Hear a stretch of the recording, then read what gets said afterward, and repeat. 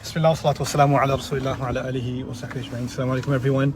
I wanted to share a quick reflection with you. Sometimes I look at the comments and videos and people post all kinds of things, and I think some of those things are teaching moments. And you might have noticed that in lectures sometimes I'll wear traditional clothes, Pakistani clothes, I'll wear Afghani clothes, I've even worn Malaysian clothes, and I wear American clothes and Western clothes, and I'll wear a suit and a tie and things like that.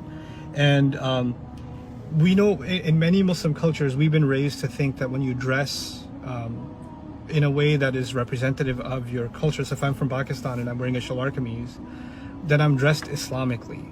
And if somebody's wearing their traditional Sudanese dress, then they're dressed Islamically. And if somebody's wearing the batik in Malaysia, then they're dressed Islamically. But if somebody's wearing a suit and a tie, they're dressed like the Westerner or like the non-Muslims. It's a secular dress. And this notion actually is something that I want to help all of you understand, at least from my point of view. I'm not saying that I have the correct understanding, but to the best of my ability.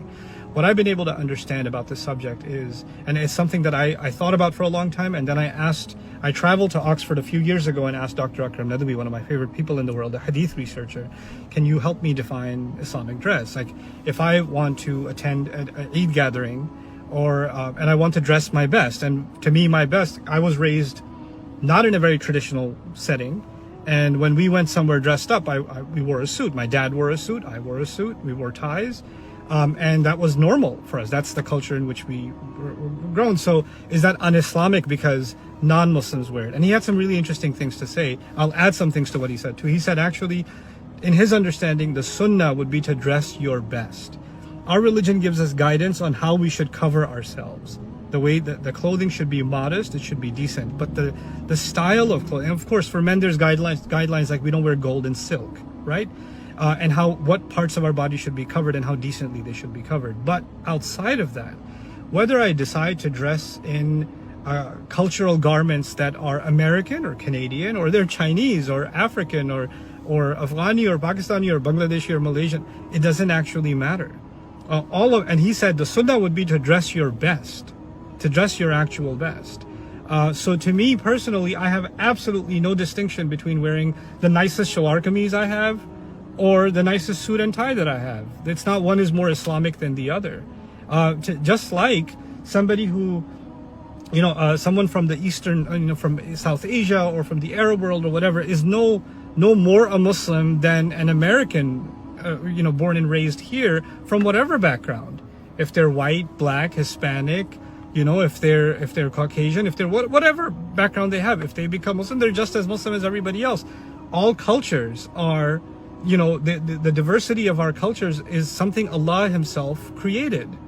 He Himself created this diversity. So there's nothing wrong or un-Islamic about that. And then just finally, I'll add something to that. If today we had there was a time machine, and Abu Jahl from the Prophet's time, right? He traveled through time and he showed up in front of your house and he walked by your house dressing how he used to dress back in the day. You would look at him and you'd say, MashaAllah, I wonder what the Sheikh's name is. Because he'd have a beard, he'd have a turban, he'd have a thobe on, and you would think that this guy's dressed really Islamically. The worst enemies of Islam were dressed in Arab garments, right? So the Arab clothing isn't Islamic clothing. Pakistani clothing isn't Islamic clothing. What is Islamic is actually just you dressing nicely. So for me, more recently, I developed a thought that when I'm teaching the Quran, when I'm sharing something about the Quran, especially my lecture series on a deeper look, that I'm doing something that I consider one of the most noble opportunities. Like I'm sharing something, I'm studying the Quran, and I'm teaching the best of what I know about it and sharing it with as many people as I can. And so when I do that, I should actually dress my best. And so I'm going to try to do that. So to me, there's no harm in dressing that way. I don't think anybody who studies fiqh deeply and follows the usul traditionally would actually differ in any of these conclusions. So sometimes we develop these opinions about Islam that are actually not, they're not from the actual texts. They're not actually sourced in the Quran and the Sunnah if properly researched. So we just have to become a little more humble about what we don't know. And I pray if I'm incorrect about any of this, I pray that I'm corrected, and I pray that I learn better, inshallah ta'ala. But for now, to the best of my understanding, so long as the guidelines of what should be covered and modesty are observed, clothes from any culture are absolutely acceptable. And just on that same note, I know there's a lot of differences about the beard and whether it should be long or not, or you can color it or not, all that stuff. You know what? My advice to you is to actually study with somebody who understands fiqh and studies it deeply.